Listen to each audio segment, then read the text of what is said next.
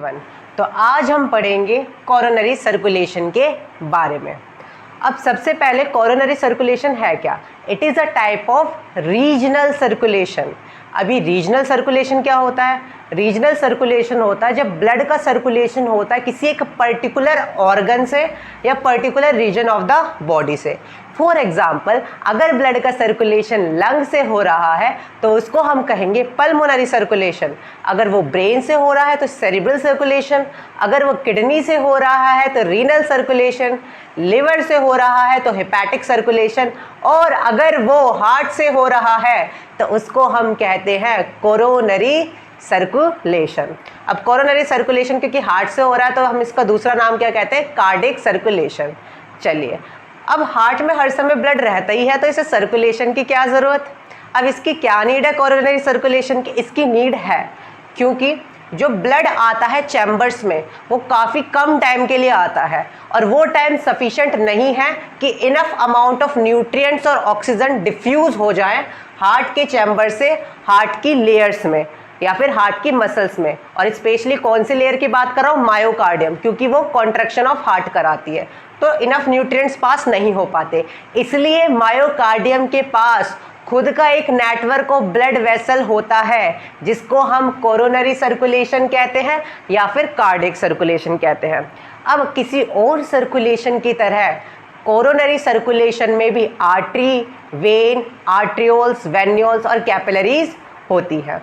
अब coronary circulation के important points ये हैं कि सबसे पहले कोरोनरी सर्कुलेशन में क्या हो रहा है? हार्ट से ही ब्लड आ रहा है और हार्ट को ही जा रहा है तो it is the shortest type of regional circulation. सबसे छोटा होता है इसलिए सबसे तेज, तो it is the very shortest and rapid type of circulation.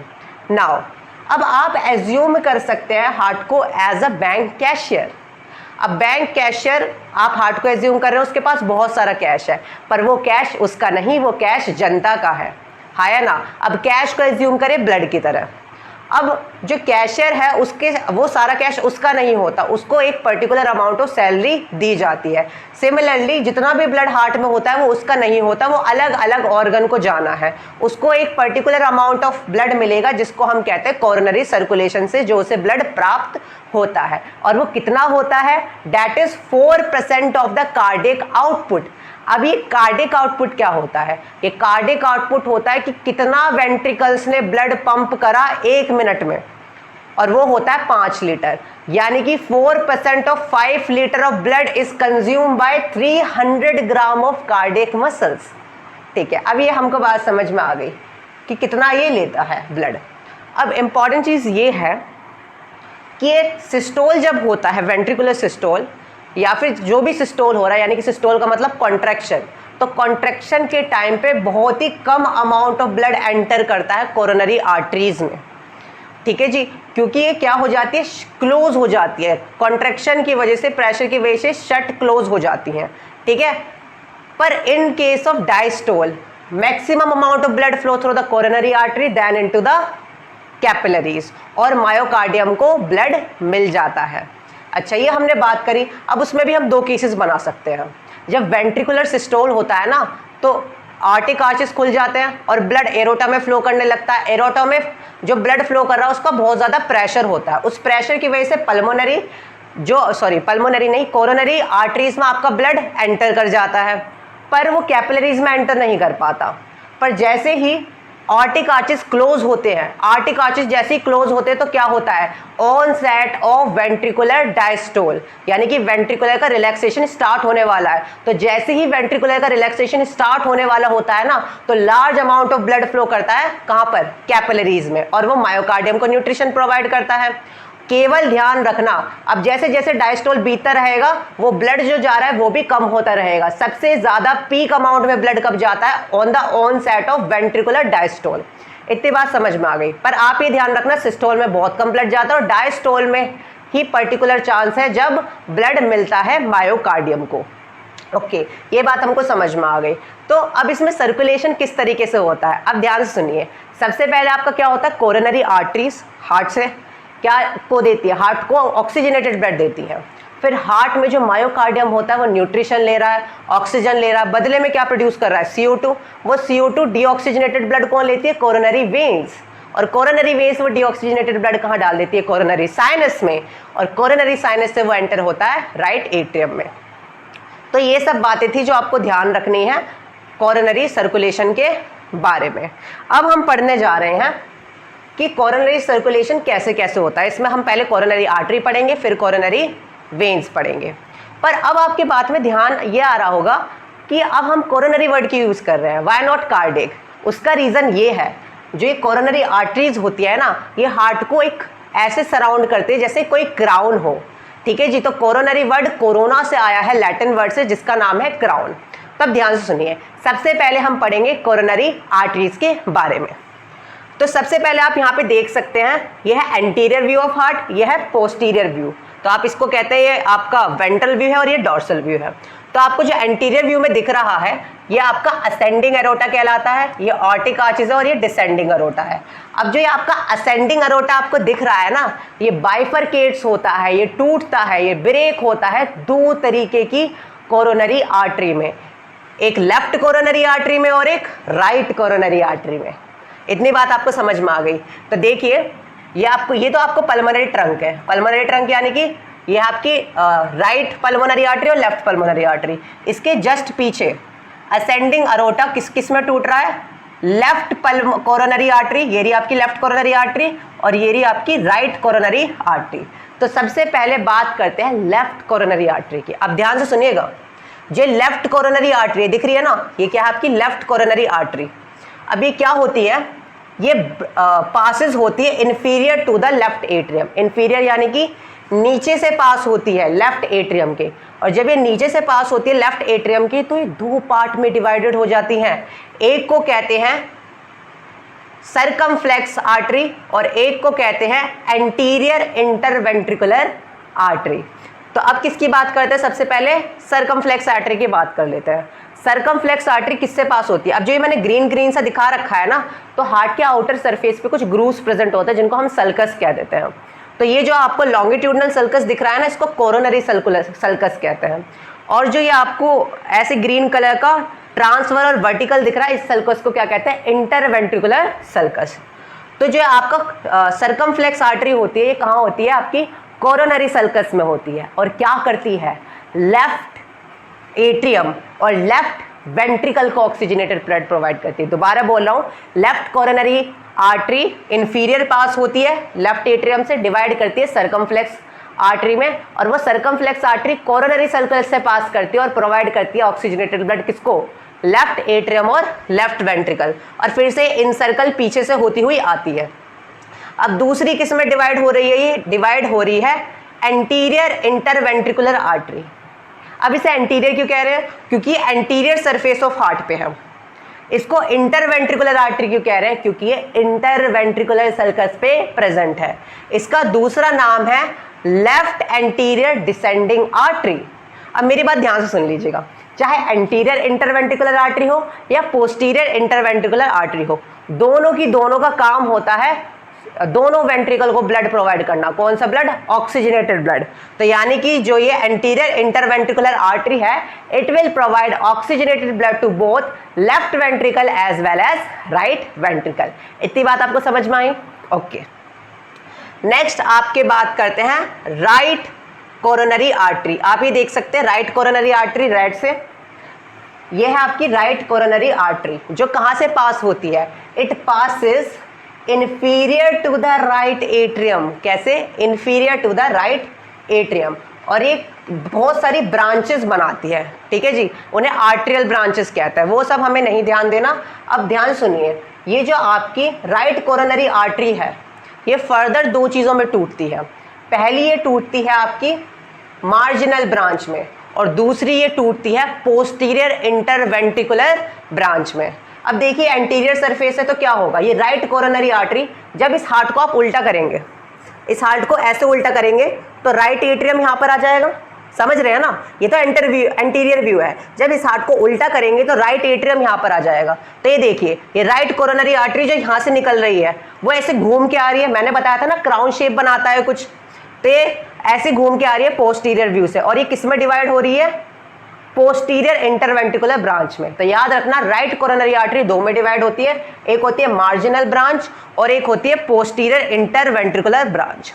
अब जो मार्जिनल ब्रांच है वो किसको ब्लड देगी? वो देगी राइट एट्रियम और राइट वेंट्रिकल को। पर जो पोस्टीरियर इंटरवेंट्रिकुलर ब्रांच है, थोड़ी देर पहले बताया, पोस्टीरियर क्योंकि पोस्टीरियर सरफेस में प्रेजेंट है, इंटरवेंट्रिकुलर क्योंकि इंटरवेंट्रिकुलर सल्कस से गुजरती है, ठीक है जी। और ये क्या करती है? ये दोनों को ऑक्सीजनेटेड ब्लड प्रोवाइड करती है, लेफ्ट वेंट्रिकल को भी और राइट वेंट्रिकल को भी। डिफरेंस देखिए, anterior interventricular artery is a branch of left coronary artery, posterior interventricular artery is a branch of right coronary artery. ये प्रोवाइड करती है, दोनों की दोनों प्रोवाइड करती है oxygenated blood to left atrium and left ventricle और राइट वेंट्रिकल्स को। इतनी बात आपको समझ में आ गई? एक एंटीरियर एंड पे प्रेजेंट होती है और एक posterior end of the heart पे। आपको इतनी बात समझ में आ गई होगी। चलिए मैं एक बार और आपको रिवीजन करा देता हूं। सबसे पहले आपकी क्या होती है? Coronary artery. अब वो कोरोनरी आर्टरी किस में डिवाइड होती है? लेफ्ट कोरोनरी आर्टरी और right coronary artery. Left coronary artery आपकी डिवाइडेड होती है, एक तो जाती है कोरोनरी सर्कस से, जो कोरोनरी सर्कस से जाती है उसको क्या कहते हैं जी? उसको आप कह देते हैं सर्कमफ्लेक्स आर्टरी। और जो आपकी इंटरवेंट्रिकुलर सर्कस से जाती है उसको क्या कहते हैं? Anterior interventricular branch. अब जो सर्कमफ्लेक्स आर्टरी होती है वो ऑक्सीजनेटेड ब्लड प्रोवाइड कर रही है लेफ्ट एट्रियम और लेफ्ट वेंट्रिकल को, पर जो एंटीरियर इंटरवेंट्रिकुलर ब्रांच है वो ऑक्सीजनेटेड ब्लड प्रोवाइड कर रही है लेफ्ट और राइट वेंट्रिकल्स को। सिमिलरली आपका जो राइट एट्रियम है उससे आपकी राइट पल्मोनरी आर्टरी जा रही है, वो डिवाइड किस में होती है? पोस्टीरियर इंटरवेंट्रिकुलर ब्रांच जो लेफ्ट और राइट वेंट्रिकल दोनों को ब्लड प्रोवाइड करता है, और मार्जिनल ब्रांच जो ऑक्सीजनेटेड ब्लड किसको प्रोवाइड करता है? राइट एट्रियम और राइट वेंट्रिकल को। मार्जिनल ब्रांच कहाँ प्रेजेंट होती है? Beyond the coronary sulcus present होती है। और जो आपकी पोस्टीरियर इंटरवेंट्रिकुलर ब्रांच होती है आपकी पोस्टीरियर इंटरवेंट्रिकुलर सल्कस पे प्रेजेंट होती है। और ये कहाँ प्रेजेंट होती है? एंटीरियर इंटरवेंट्रिकुलर सल्कस पे। अरे इंटरवेंट्रिकुलर सल्कस आगे भी और पीछे भी है, तो आगे वाला एंटीरियर पीछे वाला पोस्टीरियर। इतनी बात समझ में आपको आ गई होगी। अब हम किसकी बात करते हैं? अब हम बात करते हैं वेन्स की। अब इन सब आर्टरियों ने क्या कहा? ऑक्सीजनेटेड ब्लड दे दिया मायोकार्डियम। अब मायोकार्डियम से CO2 रिसीव होगी, वो कहाँ जाएगी? वेन्स में। कौन सी वेन्स? Coronary veins. तो आपको 4 तरीके की कोरोनरी वेन्स याद करनी है। पहली कोरोनरी वेन है ग्रेट कार्डियक वेन, दूसरी है मिडल कार्डियक वेन, फिर तीसरी है स्मॉल कार्डियक वेन, और फोर्थ है एंटीरियर कार्डियक वेन। तो सबसे पहले ग्रेट कार्डियक वेन की बात करते हैं। अब डायग्राम में देखते हैं ग्रेट कार्डियक वेन कहाँ पर है। तो देखिए आपको ये ब्लू ब्लू से दिख रहा है, ये है ग्रेट कार्डियक वेन। अब ये ग्रेट कार्डियक वेन किसके साथ है? क्योंकि जहाँ आर्टरी होती है वहीं उसकी वेन होती है और वो कैपिलरीज बनाती हैं। तो ये जो आपकी ग्रेट कार्डियक वेन ये पूरी दिख रही है, ये किस किस को सराउंड कर रही है? पूरी लेफ्ट कोरोनरी आर्टरी को सराउंड कर रही है। यानी कि देखो ये सर्कमफ्लेक्स आर्टरी को भी सराउंड कर रही है और ये एंटीरियर इंटरवेंट्रिकुलर आर्टरी को भी सराउंड कर रही है, ठीक है। और जो आपकी होती है ना ग्रेट कार्डियक वेन, ये कोरोनरी सल्कस में प्रेजेंट होती है। अब वो सब छोड़िए, इस बात पे ध्यान दीजिए, अगर ये लेफ्ट कोरोनरी आर्टरी को सराउंड कर रही है तो ये डीऑक्सीजनेटेड ब्लड ड्रेन कहाँ से करेगी? ये कौन से पार्ट ऑफ हार्ट से डीऑक्सीजनेटेड ब्लड लेंगी? जिस पार्ट को left coronary artery oxygenated blood provide कर रही है। यानी कि ये लेफ्ट एट्रियम से डीऑक्सीजनेटेड ब्लड लेगी, लेफ्ट वेंट्रिकल से डीऑक्सीजनेटेड ब्लड लेगी और राइट वेंट्रिकल से भी डीऑक्सीजनेटेड ब्लड लेगी। अब लेफ्ट एट्रियम और लेफ्ट वेंट्रिकल से क्यों ले रही है? क्योंकि ये सर्कमफ्लेक्स आर्टरी को सराउंड कर रही है। और लेफ्ट वेंट्रिकल और राइट वेंट्रिकल से क्यों ले रही है? क्योंकि ये कौन सी वेन को, कौन सी आर्टरी को सराउंड कर रही है? Anterior interventricular artery. In short कि जो आपकी ग्रेट कार्डियक वेन है वो किसको सराउंड कर रही है? Left coronary artery. तो लेफ्ट कोरोनरी आर्टरी जिसको ऑक्सीजनेटेड ब्लड प्रोवाइड करेंगे उसी से ये ड्रेन कर लेगी डीऑक्सीजनेटेड ब्लड। तो आपको समझ में आ गया, ये सारा का सारा डीऑक्सीजनेटेड ब्लड कर लेगी कहाँ कहाँ से? लेफ्ट एट्रियम, लेफ्ट वेंट्रिकल और राइट वेंट्रिकल। दूसरी आपकी जो वेन थी उसको क्या कहते हैं? उसको आप कहते हैं मिडल कार्डियक वेन। अब मिडल कार्डियक वेन देखिए कहाँ दिख रही है? ये देखिए मिडल कार्डियक वेन यहाँ पर दिख रही है पोस्टीरियर व्यू में। एंटीरियर व्यू में आपको नहीं दिख रही होगी, पोस्टीरियर में दिख रही है। अब देखिए ये मिडल कार्डियक वेन किसको सराउंड कर रही है? Posterior interventricular branch. अब याद करिए पोस्टीरियर इंटरवेंट्रिकुलर ब्रांच किसमें होती थी? It is a branch of right coronary artery जो क्या करती है? ऑक्सीजनेटेड ब्लड प्रोवाइड करती है लेफ्ट और राइट वेंट्रिकल्स दोनों को। तो यानी कि मिडल कार्डियक वेन इसको सराउंड कर रही है। इसका मतलब क्या है, मिडल कार्डियक वेन उन पार्ट ऑफ हार्ट से डीऑक्सीजनेटेड ब्लड लेगी जिसको posterior interventricular branch oxygenated blood दे रही है। समझ में आ रही है बात? तो middle cardiac vein deoxygenated blood drain करेगी कहां कहां से, राइट वेंट्रिकल से और लेफ्ट वेंट्रिकल से, बिल्कुल। अब उसके बाद कौन सी वेन आपको दिख रही है, स्मॉल कार्डियक वेन। अब देखिए स्मॉल कार्डियक वेन किसको सराउंड कर रही है, स्मॉल कार्डियक वेन आपकी सराउंड कर रही है मार्जिनल ब्रांच को। अब याद करिए मार्जिनल ब्रांच क्या होती है, marginal branch is a branch of right coronary artery, और जो किसको ब्लड प्रोवाइड करती है, राइट एट्रियम और राइट वेंट्रिकल को। यानी कि स्मॉल कार्डियक वेन उससे डीऑक्सीजनेटेड ब्लड कलेक्ट करेगी जिसको marginal branch oxygenated blood provide कर रही है। यानी कि आपकी जो स्मॉल कार्डियक वेन है वो डीऑक्सीजनेटेड ब्लड लेगी राइट एट्रियम और राइट वेंट्रिकल से। कितना आसान है। नेक्स्ट है आपके पास एंटीरियर कार्डियक वेन, एक और होती है, यहाँ पे एंटीरियर कार्डियक वेन देख सकते हैं। ये एंटीरियर कार्डियक वेन आपकी डीऑक्सीजनेटेड ब्लड लेती है कहाँ से, लेफ्ट वेंट्रिकल से, और डायरेक्टली कहाँ पुट कर देती है उसको, राइट एट्रियम में। अब इन सारी जो वेन्स है उन्होंने डीऑक्सीजनेटेड ब्लड ले लिया। अब वो डीऑक्सीजनेटेड ब्लड कहाँ जाएगा, वो सारा का सारा डीऑक्सीजनेटेड ब्लड, देखिए ये सारी की सारी जो आपको वेन्स दिख रही है सारी की सारी कहाँ जा रही हैं, ये जो स्पेस दिख रहा है ना वाइड, उसको कहते हैं कोरोनरी साइनस। ये सारे के सारे जा रहे हैं कोरोनरी साइनस में। अब कोरोनरी साइनस क्या होता है, how it is different from artery and how it is different from veins. देखो आर्टरी और वेन दोनों के पास स्मूथ मसल्स होती हैं, and that smooth muscle help in the fixing और एडजस्टिंग द डायमीटर। कॉन्ट्रेक्शन होता है ना स्मूथ मसल में, जिसकी वजह से डायमीटर को वो अल्टर कर सकती है, पर ये डायमीटर को अल्टर नहीं कर सकती क्योंकि कोरोनरी साइनस के पास कोई स्मूथ मसल नहीं होती। ये थिन वॉल्ड होती है और ये सारा का सारा डीऑक्सीजनेटेड ब्लड कलेक्ट करती है। और इसके पास कुछ वॉल्व होते हैं, कुछ फिजियोलॉजिकल शंट होते हैं जिसको थिबेशियन वॉल्व कहते हैं, ठीक है जी। और ये डायरेक्टली अपनी सिक्रीशन कहाँ कर देगी, राइट एट्रियम में, और फिर आपका डबल सर्कुलेशन हार्ट में स्टार्ट हो जाएगा। इतनी बात आपको समझ में आ गई होगी। अब एक इम्पॉर्टेंट चीज़ और आपको जानने की ज़रूरत है, जो आर्टरीज हैं वो सुपरफिशियल लेयर में प्रेजेंट होती है मसल के, केवल जो आर्टरीज की ब्रांच होती है ना वो मसल के अंदर जाती हैं ब्लड प्रोवाइड करने के लिए। एक और इम्पॉर्टेंट चीज़ आप सुनिए, बहुत सारे जो बॉडी पार्ट्स होते हैं, खाली एक आर्टरी नहीं है जो ब्लड प्रोवाइड करती है एक बॉडी पार्ट को, कई सारी आर्टरी हो सकती है जो एक ही बॉडी पार्ट को ऑक्सीजनेटेड ब्लड प्रोवाइड कर रही हैं। अगर बहुत सारी आर्टरी एक ही ऑर्गन को ऑक्सीजनेटेड ब्लड प्रोवाइड कर रही हैं तो उन्हें तो आपस में कनेक्ट होना पड़ेगा, और अगर वो आपस में कनेक्ट है तो उसको हम कहते हैं एनास्टोमोसिस। क्या कहते हैं जी, एनास्टोमोसिस। सिमिलरली जो आपका हार्ट में मायोकार्डियम होता है उसमें बहुत सारे एनास्टोमोसिस होते हैं। अब ये एनास्टोमोसिस का क्या फ़ायदा, एक कोरोनरी आर्टरी प्रोवाइड कर दे, मान लीजिए जो main route of blood supply हो रहा है जिस कोरोनरी आर्टरी से मायोकार्डियम में, वो आपकी ब्लॉक हो जाए, फिर तो हार्ट मर जाएगा नहीं। इसलिए हमारे पास एनास्टोमोसिस होते हैं, बहुत सारी ब्रांचेज होती हैं। एनास्टोमोसिस में क्या होता है, आपकी जो ब्रांचेज है कोरोनरी आर्टरी वो आपस में तो ज्वाइन होती ही होती हैं, साथ में दूसरे कोरोनरी आर्टरी के साथ एक्सटेंड होके ज्वाइन होती हैं। तो इसका मतलब अगर एक कोरोनरी आर्टरी ब्लॉक हो गई तो आपके पास और भी दूसरा रूट है जिससे हम ऑक्सीजन और न्यूट्रिशन मायोकार्डियम को प्रोवाइड कर सकते हैं, उसको कहते हैं कोलेटरल सर्कुलेशन। तो एनास्टोमोसिस की इंपॉर्टेंस ये है कि अगर एक आपकी खराब हो जाती है, ब्लॉक हो जाती है, तो हार्ट को ऑक्सीजन मिलनी ही मिलनी चाहिए, ठीक है। ये आपकी एनास्टोमोसिस की एप्लीकेशन हो गई।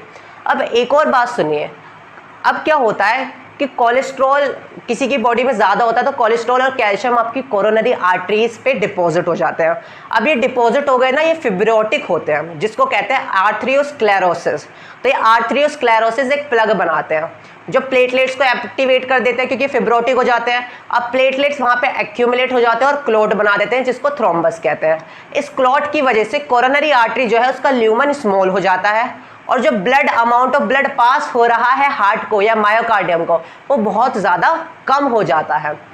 अगर ऑक्सीजन कम हो गई हार्ट के पास तो उसको क्या कहेंगे, हाइपोक्सिया, है ना। इसको कहते हैं मायोकार्डियल इश्चेमा। मायोकार्डियल इश्चेमा से क्या होता है, हाइपोक्सिया होता है। हाइपोक्सिया यानी कि sufficient amount of oxygen heart muscle तक नहीं पहुंच पाती, जिसकी वजह से पेन होने लगता है चेस्ट में, जिसको कहते हैं एंजाइना पेक्टोरिस। पेन जैसी चुभती है चेस्ट में, हाँ या ना। पर अगर ये लंबे टाइम तक होने लगा क्लॉट, तो जो आपकी कार्डियक मसल्स हैं उनको तो ऑक्सीजन मिलेगी ही नहीं। देखो मायोकार्डियल इस्चेमा में ऑक्सीजन मिल रही है पर सफिशिएंट अमाउंट में नहीं मिल रही, तो कार्डियक मसल वीक हो रही हैं। पर मायोकार्डियल इंफ्रैक्शन में क्या होता है कि टोटल डिस्ट्रक्शन हो गया आपका कोरोनरी आर्टरी का, ब्लड सप्लाई हो ही नहीं रही, जिसकी वजह से हार्ट क्या होने लगता है, हार्ट की मसल डाई होने लगती है, नेक्रोसिस होने लगता है, टिश्यू डाई होने लगते हैं, जिसको कहते हैं कार्डियक अरेस्ट। तो myocardial ischemia is a symptom, angina pectoris is a symptoms, कि आपको कोलेस्ट्रॉल का लेवल, इन सब का लेवल कम करना पड़ेगा वरना आपको हार्ट अटैक हो सकता है। पर एक और मायोकार्डियल इस्चेमा होता है जिसे कहते हैं साइलेंट मायोकार्डियल इस्चेमा, जो कोई सिम्टम्स ही नहीं शो करता, यानी कि इट इज वेरी डेंजरस। अभी सिम्टम्स से शो नहीं कर रहा तो कार्डियक हार्ट अटैक तो कभी भी हो सकता है। ठीक है जी, ये सब था कोरोनरी सर्कुलेशन के बारे में। एक बार मैं आपको रिवाइज करा देता हूँ। सबसे पहले होती है कोरोनरी आर्टरी, जो लेफ्ट कोरोनरी आर्टरी और राइट कोरोनरी आर्टरी में डिवाइडेड है। लेफ्ट कोरोनरी आर्टरी आपकी एंटीरियर इंटरवेंट्रिकुलर ब्रांच में और सर्कमफ्लेक्स ब्रांच में डिवाइडेड है। सर्कमफ्लेक्स ब्रांच लेफ्ट एट्रियम और लेफ्ट वेंट्रिकल को ऑक्सीजनेटेड ब्लड देते हैं। एंटीरियर इंटरवेंट्रिकुलर ब्रांच आपके राइट वेंट्रिकल और लेफ्ट वेंट्रिकल को ऑक्सीजनेटेड ब्लड देते हैं। Right pulmonary artery coronary artery आपकी डिवाइड होती है पोस्टीरियर इंटरवेंट्रिकुलर ब्रांच में और मार्जिनल ब्रांच में। अब जो पोस्टीरियर इंटरवेंट्रिकुलर ब्रांच है वो ऑक्सीजनेटेड ब्लड प्रोवाइड करती है राइट वेंट्रिकल और लेफ्ट वेंट्रिकल को, और जो मार्जिनल ब्रांच है वो राइट एट्रियम और राइट वेंट्रिकल को। अब एंटीरियर इंटरवेंट्रिकुलर ब्रांच और सर्कमफ्लेक्स से कौन लेगा deoxygenated blood, great cardiac vein. Posterior interventricular branch से कौन लेगा, मिडल कार्डियक वेन, और मार्जिनल ब्रांच से कौन लेता है, स्मॉल कार्डियक वेन। और जो एंटीरियर कार्डियक वेन होती है वो खाली किससे लेती है, वो खाली लेती है राइट वेंट्रिकल से डीऑक्सीजनेटेड ब्लड, और ये सारा का सारा कहाँ जाएगा, कोरोनरी साइनस में। तो होप सो आपको कोरोनरी सर्कुलेशन समझ में आ गया होगा। अब मिलते हैं नेक्स्ट वीडियो में। Thank you for watching.